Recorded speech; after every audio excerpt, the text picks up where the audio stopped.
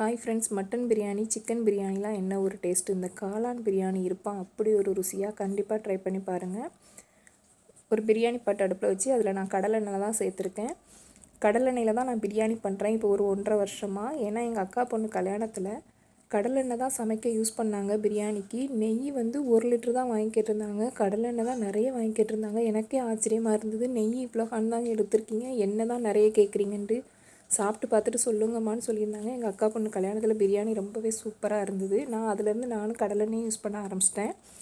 கடலெண்ணெய் எண்ணெய் நல்லா ஹீட் ஆகவும் அதில் பிரியாணிக்கு தேவையான பிரியாணி இலை, அன்னாசிப்பூ, கல்பாசி, அதுக்கப்புறமா ஜாதிபத்திரி, கொஞ்சமாக ஏலக்காய், பட்டை எல்லாம் போட்டு நல்லா பொரியவும், அது கூட வெங்காயமும் சேர்த்து நல்லா வதக்கிட்டு, அது கூட தக்காளி பழம், பச்சை மிளகாய் சேர்த்து நல்லா வதங்கவும், கழுவி கட் பண்ணி வச்சுருக்க காளானை அது கூட சேர்த்துக்கிறேன். காளானையும் சேர்த்து நல்லா மிக்ஸ் பண்ணி விட்டுட்டு, இதில் இப்போ வந்து 1 டேபிள் ஸ்பூன் அளவு தயிர் சேர்த்துக்கிறேன். தயிர் நிறைய ஊற்றாதீங்க, 1 டேபிள் ஸ்பூன் அளவு தயிர் சேர்த்தா போதும். அதையும் சேர்த்து நல்லா மிக்ஸ் பண்ணிவிட்டு, இதில் வந்து இப்போ கொஞ்சம் உப்பு சேர்த்துக்கலாம். இந்த ஸ்டேஜில் உப்பு சேர்க்கும் போது காளானில் வந்து நல்லா உப்பு பிடிச்சி சுள்ளுன்னு இருக்கும், சாப்பிட ரொம்பவே டேஸ்ட்டாக இருக்கும்.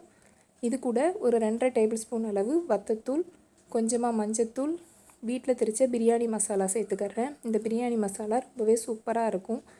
அதோட வீடியோவும் நான் அடுத்ததாக போஸ்ட் பண்ணுறேன். போட்டு நல்லா மிக்ஸ் பண்ணி விட்டுக்கலாம். மிக்ஸ் பண்ணி விட்டு இதில் ஒரு கையளவு மல்லி இலையும் புதினா இலையும் போட்டுக்கிறேன். போட்டு அதையும் நல்லா வதக்கி விட்டுக்கலாம்.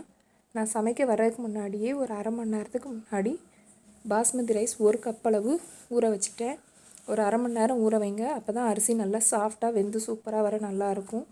1 கப் அரிசிக்கு 1.25 கப் அளவு நான் தண்ணி சேர்ப்பேன்.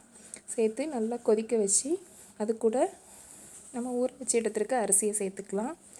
அரிசியை சேர்த்து அதுக்கு தேவையான அளவு உப்பு சேர்த்துக்கலாம்.